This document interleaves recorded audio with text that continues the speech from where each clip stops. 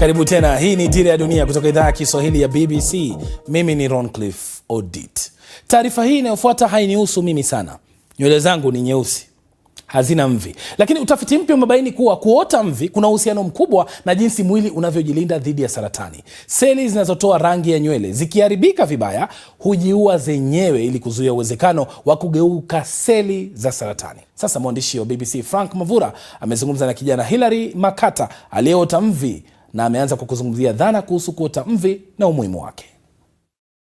Kwa namna moja au nyingine wanasemaga ukiwa na mvi una hekima, wengine wanasema unakuja kuwa tajiri baadaye. Hilary Makata ni miongoni mwa vijana wengi wa Kitanzania wanaojiuliza swali moja rahisi lakini la muda mrefu.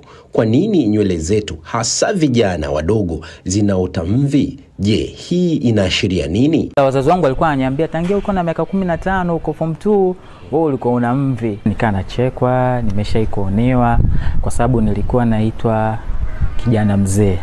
Nilikuwa naonekana nimezeeka kabla umri wangu. Kwa sasa napenda muonekano wangu wenye mvi kwa sababu naonekana ni mkomavu.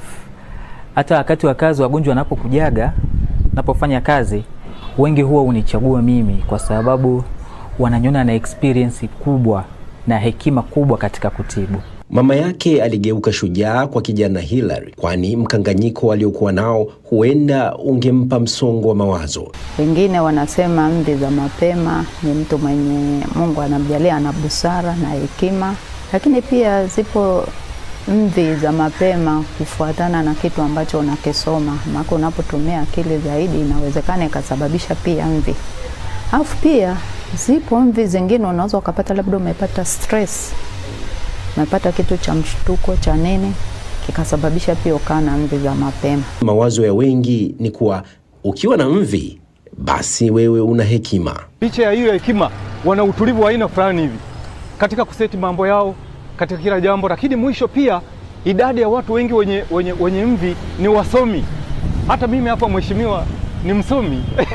Lakini je, ukweli wa yote haya ni upi? Kwa mujibu wa utafiti mpya kutoka kwenye jarida maarufu la Nature Cell Biology, majibu yake ni ya kushangaza kuliko unavyodhani. Wanasayansi wanasema mvi zako ni mabaki ya vita ya mwili wako dhidi ya saratani. Utafiti umechunguza seli maalum zinazoitwa melanocyte stem cell, ndizo zinazotoa rangi kwenye nywele na ngozi. Sasa kilichogunduliwa ni hiki: seli hizi zikiharibika vibaya hazijaribu kujirekebisha, zinajiua zenyewe. Kwa sababu seli zilizoharibika zinaweza kubeba makosa kwenye DNA, na makosa hayo yanaweza kugeuka kuwa saratani. Kwa hiyo badala ya kuhatarisha mwili, seli hizi zinaamua kujitoa mhanga. Lakini kila seli inapokufa, rangi ya nywele inapungua, ndipo mvi zinapoanza kuonekana. Profesa Emi Nishimura kutoka chuo kikuu cha Tokyo, ambaye ameongoza utafiti huu, anasema uhusiano kati ya mvi na saratani ulikuwa hauonekani kwa miaka mingi. Sasa tunajua vyote viwili vinatokana na jinsi mwili unavyojibu msongo wa seli. Seli zinabaki kuishi,